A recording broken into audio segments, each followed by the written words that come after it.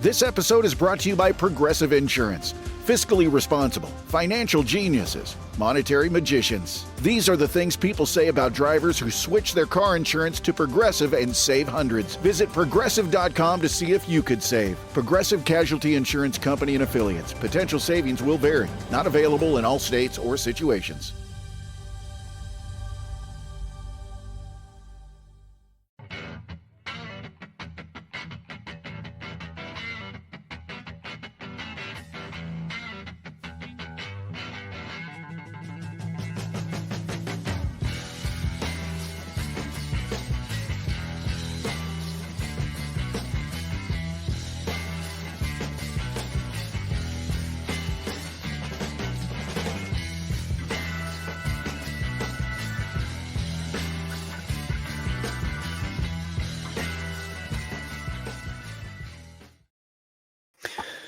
Hello again. What's going on, everybody? Happy Thursday once again. The last Thursday before Christmas, and then next Thursday will be Boxing Day. So super exciting. Hope everyone's having a good week, getting ready for the holidays next week. Only about 2 days left here. Well, 3 days for me actually until holiday mode kicks in. But really excited, and just I think just like everybody else, we're kind of like at the point where it's like Thursday today. This is like the last day for everybody, right? And tomorrow is just a complete write-off. I don't think anybody's really going to be doing a lot of work tomorrow, depending on what you're in. But Friday tomorrow is going to be a bit of a lull, and then thankfully we have a really good break next week. So all looking forward to it. On the THPN side of things, World Juniors will be starting next Thursday, which is exciting. I'll be doing one of the games coming up. Obviously not this Sunday because it doesn't start, but next Sunday we're going to be doing one of the live games. I think it's Canada and Germany, I think, for the group stage. And then we'll also be doing Canada-US for New Year's. And then we'll be doing knockout stages. And then obviously we'll be doing the gold medal game as well, too, coming up. I was supposed to do tonight Flames Senators, but I have to be a DD driver tonight, unfortunately. So, that's going to happen. But again, hope everybody's having a great week. And I say we just dive right into it. So if there's anything that I learned from this week, and specifically on Tuesday, I think I kept reassuring myself that I am officially a curse for this team. And that's exactly the case. I saw the updates during the game while it was on. And as the third period just started, I decided, you know what? Let's watch the game. And of course, in beautiful fashion, the Flames blow a 3-1 lead against the Bruins, head to overtime, do absolutely nothing with it, and fall to David Pastrnak. As the Bruins win at 4-3 in overtime on Tuesday, Flames do grab a point, but that one definitely felt more like a lost opportunity. So, Ryan Huska mentioned to it, after the game, where this team felt like for the first period and a half, and it was true, they took over the game. They were at their best. They were playing very well. And then all of a sudden in that third period, mainly when just from watching it, they completely just they didn't necessarily lay back, but they just let the Bruins take over. And they were just like faster, more dominant. Puck bounces went their way, which was kind of what you needed on both the goals, frankly, in the third period. Both goals kind of went their way. And I can't really even say that it was Wolf's fault, to be honest with you, on both those goals that the Bruins managed in the third. Just bad bounces, and really they just kind of let them do whatever they want there in the third period. And all of a sudden, we got a tie game, and I didn't have a lot of confidence going into overtime, especially with, I think there was 3 minutes left in the game, and the Bruins continued to apply pressure further and further and further. And they were just beating a dead horse at this point because the Flames weren't really doing anything later on at the very end of that third period. And frankly, we were lucky to even get to overtime because of, I think Marchand had a wide open net, shot at it, and it just hit, I think it was Hanley's skate or stick, one of the two, deflected off into the corner. But clearly the puck was going in the net. And if it wasn't for that deflection, we'd be talking today that Calgary walked away with no points, and we let the Bruins right back into the game in the third period. It's exactly what happens. I mean, it's the only saving grace is that it happened to a team that's in the Eastern Conference and not in the West, not really fighting for a spot. So, yeah, you're going to look back on that and think, man, like we kind of blew that one, and we want to, just fix some mistakes that happened. But it's unfortunate because, you had great goals from Coronado and Kadri, both scored within 30 seconds of each other there. Maybe one that Wolf wants to have back from Elias Lindholm when he had that partial break. Ryan Lomberg just feeded in an empty netter there. And then, yeah, we go in and talk about the third period there. But again, it kind of shows. I want to bring up the shots on goal there in the third period. They were 15-5. They just purely came out and dominated the Flames in the third period. The Bruins did. And it showed in the third period shots on goal. It shows in totality, like in the shots on goal throughout the entire game. It shows in the faceoff percentage. They were winning all the faceoffs, it seemed like, in that third. They were 68% to the Flames, 32. The only penalty of the game went to the Flames at not the greatest time, because it was when the game was tied at 3 on a debatable trip that Hanley had there in that third period. So whether it was a trip or not, that can kind of be left up for debate. I would have lain on the side that you're going for the puck, and Hanley got the puck from Lindholm and he kind of just fell down. I know that Hanley kind of got his whole body in the way, but it didn't really feel like that was a full trip. But that's here nor there. Face-off percentage, though, again, was just abysmal. And good for the Bruins staying clean off the penalty sheet. And, they stayed within it, and they just purely dominated that third period. So, the Flames were a more physical team. They were definitely the more defensive team. Both teams, though, it was kind of an ugly duckling game in the sense of like the amount of giveaways that ended up happening. I mean, pretty high chances for the giveaways, takeaways too as well. Bruins were winning that battle, but really the story of this game came down in the third period again. And I don't want to say that it was Wolf's fault. I think it was just the team in front of them that, again, kind of just let him down, where, there were some odd bounces here and there, but the Bruins just came out and just took over, man. They just, from the second the puck dropped, they just completely took over this game. And even in overtime too, with the Flames, like, it felt, I didn't mind what the Flames did in overtime, because there was times where Weegar would go down and decide that I'm just going to go right in. He had a good chance, on goal. Mikael Backlund, same thing. He goes on his own. He tries his own thing. And they weren't really setting up or developing any sort of plays, because outside of that, the Bruins controlled the entire overtime frame after winning the faceoff draw right when overtime started. So, the Flames had the odd chance here and there, but really ever since the Bruins tied that game, they completely took this game over and just shocked the Flames essentially in the third period and in overtime, and it showed for it on the score sheet. So, yeah, I don't put a lot of blame on Dustin Wolf, because frankly, the team in front of him just let him down again. They let the Bruins basically do whatever they wanted to them in that third period. And that's what happened. And there's nothing else to it. Call them bad bounces, call them lucky bounces, all you want. The Bruins were just finding ways to get open chances and to get those lucky rebounds and be able to pot it home. So we're lucky that we even got a point, because this game, frankly, should have been over in the third period when Marchand had a wide open net, and the Flames were lucky that, a puck got tipped off of Hanley's skate and off to the side. So, it sucks that you leave points on the board this season. The Flames now have 7 overtime losses. Those are extra points that you've left off the board. They're now 5-6 in overtime and shootouts in their records. So, you are leaving a lot of points on the board. Well, I should say they're, 7 losses now. Sorry, 5-7.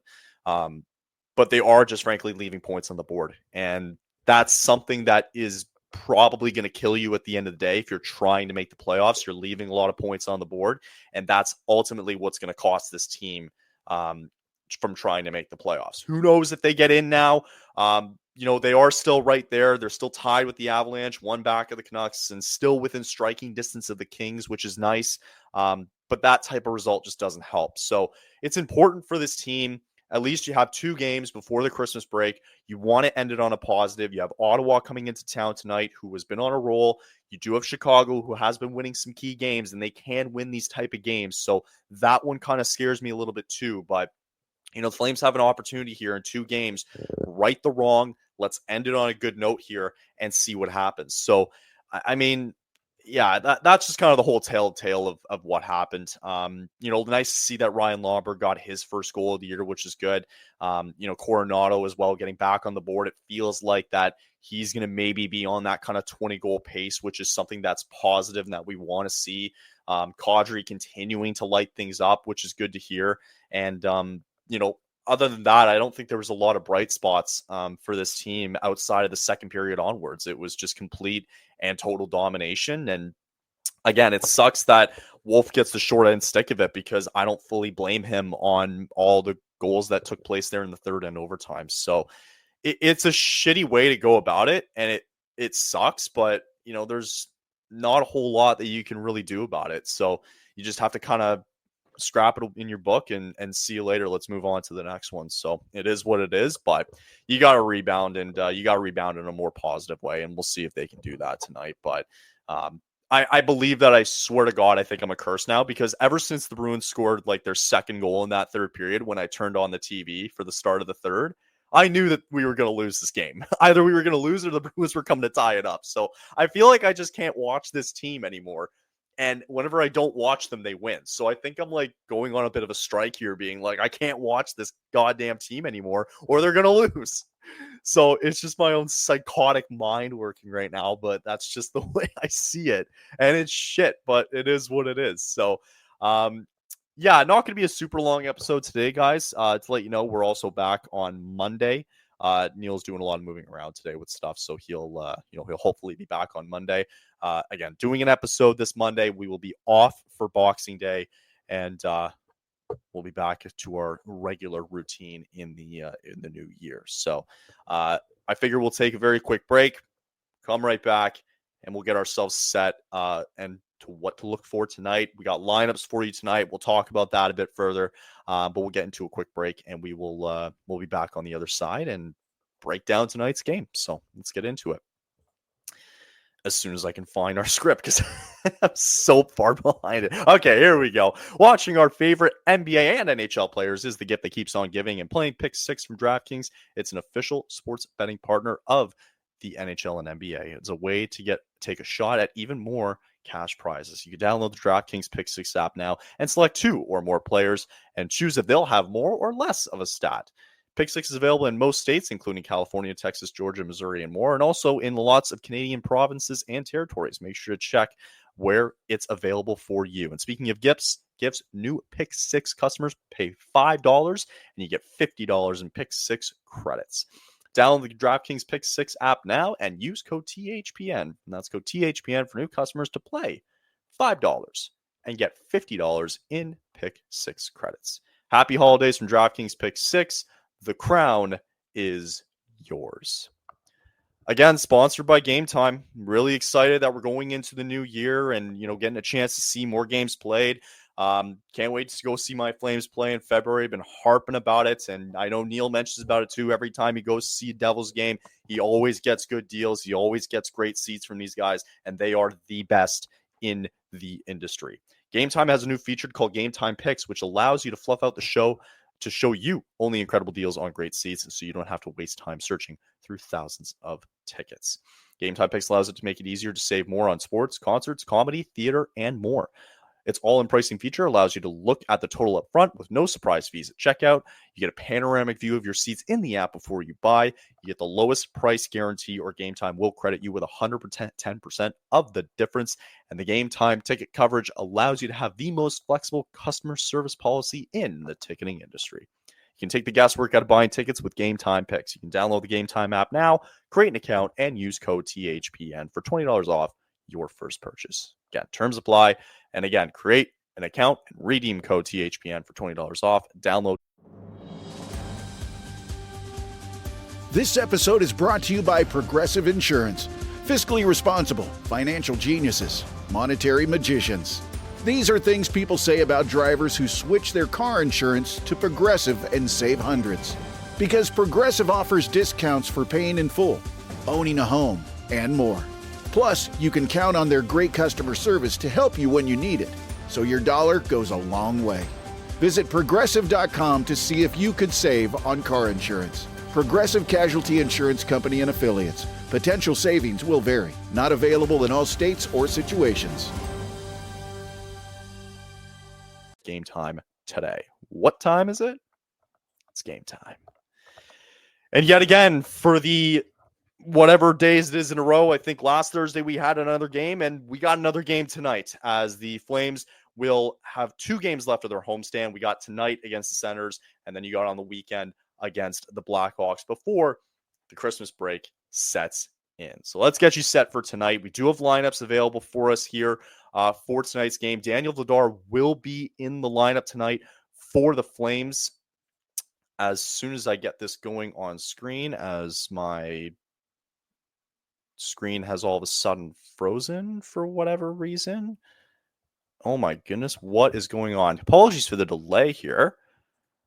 I have no idea what is happening, but I think my screen has completely frozen. Oh my God, of course this happens. What is going on right now? Oh man, I am so sorry, everybody. Okay. Hopefully that worked. Oh my God. I don't know what happened there. All right, here we go. Let's get into it. So we do have, here we go, Pat Steinberg's list for the lineup tonight. Again, Vladar will be starting in net tonight. I don't think much has really changed. No, again, from nothing from Kuzmenko. Basically, the lineups that you're going to see here that we had on Tuesday are going to be exactly what we have tonight, just flipping out Vladar and Dustin Wolf. Vladar will get the nod tonight. Again, no Andrei Kuzmenko. Don't know if he's going to be, if he's still injured. Still finding out more about that. But again, relatively the same lineups tonight as you see here. And yeah, you hope that at least with the lineup of Sharon Govich, Zari, and Pelche, you hope that kind of wakes up a little bit here because you don't want Kadri to, like, at some point, he's going to fall off a little bit. Who knows? Again, Coleman, Backlund, Coronado continues to work. A lot of the good things were still working, but, defensively, again, you're going to have Joel Hanley in with Weegar again. No Miromanov tonight. So I don't know if I think he's still out with an injury, unless they're just changing things up and they want to see how this works with Weegar. So defensively, though, it has to be a better performance tonight for the Flames. And again, I think even like alluding to back to Tuesday real quick, the fact that they didn't score 4 goals on Tuesday was the biggest reason why they lost. They only got up to 3 goals. 4 goals was going to win you the game on Tuesday, and they weren't able to do it. And it shows you perfectly why this team is in need of goal scorers, man. So for a team like Ottawa tonight coming in, they ended up winning. I think it was 5-4, 4-3, something like that when we were in Ottawa last time. And they're coming in pretty hot and rolling as they're in a playoff spot right now. So, their sense of urgency is sky high because all of a sudden they see themselves as a playoff team looking to get in. And, they're going to be coming out on this road trip, understanding that it is important before the holiday break. It's a big one tonight for the Flames. This is an Ottawa team that's going to come in very stingy with a lot of urgency because they know their position that they're in. They know how well they've been doing recently. I think Linus Ullmark is going to be starting tonight for the Senators. He's been hot too. They're getting some good goaltending, and everything's just so far clicking for this team, especially offensively, and they can score at a really good pace. And it all starts with Brady Tkachuk and kind of goes down from there. So it's going to be difficult for this team tonight, especially defensively. Like, you're going to have to stop a little bit of a high-powering offense that's been shown of recent from Ottawa. So you wonder if, I thought Joel Hanley on Tuesday played a pretty good game in terms of blocking shots, at least hanging out with Wolf in front of the net to make sure, he's protected, and can only do so much in that third period when they were just getting dominated by the Bruins. So curious to see how that line goes tonight. And I mean, we'll have to see if there's any sort of spark, because tonight might be one of those nights for the Flames where the Senators could easily score 3 goals tonight. And I feel like tonight, more than even Tuesday, feels like they need to score 4 goals tonight in order to win this game. I think if they don't, then you're not winning, and you might be lucky to get to overtime tonight, because the Sens team's going to be coming in tough. I don't love their chances tonight because of how good this team's been recently, but, we'll have to see, because the Flames always tend to play better against some of the better teams in the league. And Ottawa's starting to slowly become that, and we'll have to see maybe with further evidence because it's been such a small sample size that we're not getting enough evidence from the Sens team. So, yeah, I mean, I think like Yarrow says here in the comments below, like, you need to see Zary and Pelletier in that line. Like, you put them together for a reason. I thought they were okay on Tuesday night, but they need to be a little bit more standout-ish. And yeah, it's not a pretty lineup, to be honest, forward-wise, going against this Sens team. I don't love it, but, we're going to have to roll with that and see how it goes. Just trying to see if there was any. I think there was news. No, there's no news outside of the Kaapo Kakko trade that we saw the other day, which sucks because I think the Flames should have got him, but they have too many young wingers, so they have to stay in the system and develop it that way. Yeah, those are your kind of lineups for tonight. We'll kind of see just how it goes, and yeah, I don't have a lot of confidence with this team tonight, even though I probably should. But I think 4 goals is going to have to do it tonight to win this game. They're coming and reeling, and you got to make sure that you got to find a way to score some goals tonight, because if you don't, this Sens team is probably going to kill you in that department, and it'll be tough because they're getting good goaltending from Ullmark, and that a lot of their top 6 guys are starting to click, and it's a little frightening going into this game tonight. So, yeah, we'll have to see how it goes, and again, the schedule, just kind of looking at it going forward. Obviously, you got tonight's game, and then you have a good chance to try and finish things strong before the Christmas break kicks in. You got the Blackhawks coming up, I believe on Saturday, if I'm not mistaken. I think it is Saturday.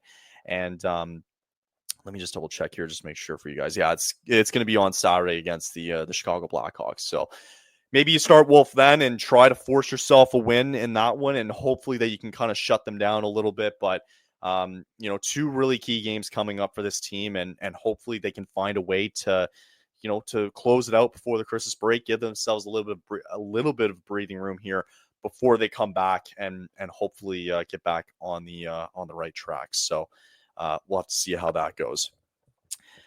Other than that, yeah, again, quick updates going forward. We'll be doing some watch, but we can't do a watch party tonight, unfortunately, DD driver. And then we'll be doing World Junior stuff coming up in the next week, I believe. Next Thursday, I think it starts. Keep an eye out for that on the THPN channel. We'll be doing some live watch alongs for that. Always good stuff there. And hopefully it's going to be fun. So, again, quick episode today. That's going to wrap it up. But we will see you all Monday before we're going to be taking the week off for Christmas break. And hope everybody has a great weekend getting ready for the holidays. And thank you for listening today. We'll get the whole crew back on Monday. And I hope everybody enjoys a fantastic weekend and get your Christmas shopping done. Do it, please. All right, that'll be it for us today, guys. Thanks for listening, and we'll see you again on Monday. Peace.